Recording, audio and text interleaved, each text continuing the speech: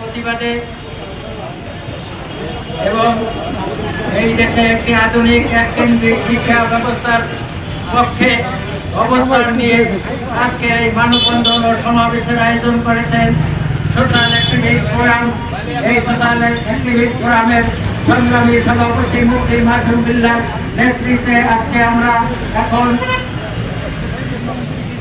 এই সমাবেশের আয়োজন করেছি। আমরা বলতে চাই, পাকিস্তানের শোষণ শাসন থেকে বঙ্গবন্ধু শেখ মুজিবুর রহমান এই দেশকে শাসন করেছিলেন, স্বাধীন করেছিলেন মুক্তিযুদ্ধের মাধ্যমে। এই মুক্তিযুদ্ধে 30 লক্ষ শহীদ হয়েছিলেন, প্রায় 5 লক্ষ মা বোনের ইজ্জত নষ্ট হয়েছিল। সেই মুক্তিযুদ্ধের মাধ্যমে বঙ্গবন্ধু একটি স্বাধীন বাংলাদেশ প্রতিষ্ঠা করেছিলেন। এই স্বাধীন বাংলাদেশের আদর্শ থাকবে বঙ্গবন্ধু ঘোষণা করেছিলেন অসাম্প্রদায়িক, গণতান্ত্রিক, ক্ষুধা দারিদ্র মুক্ত।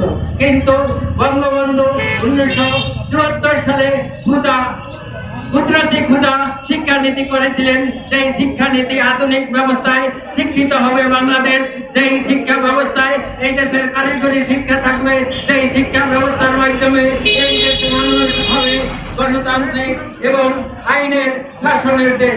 কিন্তু বঙ্গবন্ধুকে 1975 সালে হত্যা করে সেই শিক্ষানীতিকে জলাঞ্জলি করে দিয়ে জিয়াউর রহমান এই দেশে সাম্প্রদায়িক শিক্ষা, সাম্প্রদায়িক রাজনীতি, সাম্প্রদায়িক সবকিছু প্রতিষ্ঠা করতে চেয়েছিলেন।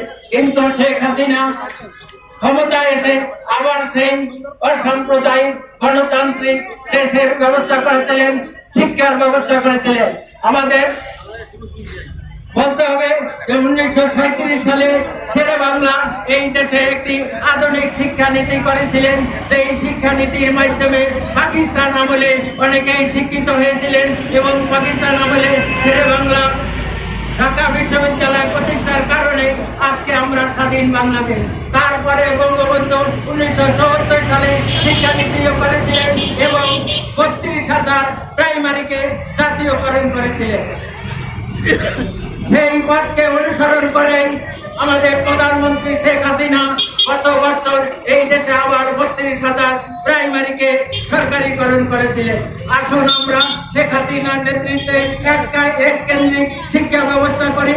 আমরা অসাম্প্রদায়িক রাজনীতিকে বর্জন করি, সাম্প্রদায়িক শিক্ষাকে ধারণ করি, অসাম্প্রদায়িক শিক্ষাকে ধারণ করি এবং আধুনিক বাংলাদেশ হিসাবে বাংলাদেশ করি। এবং সকলকে ধন্যবাদ জানাই।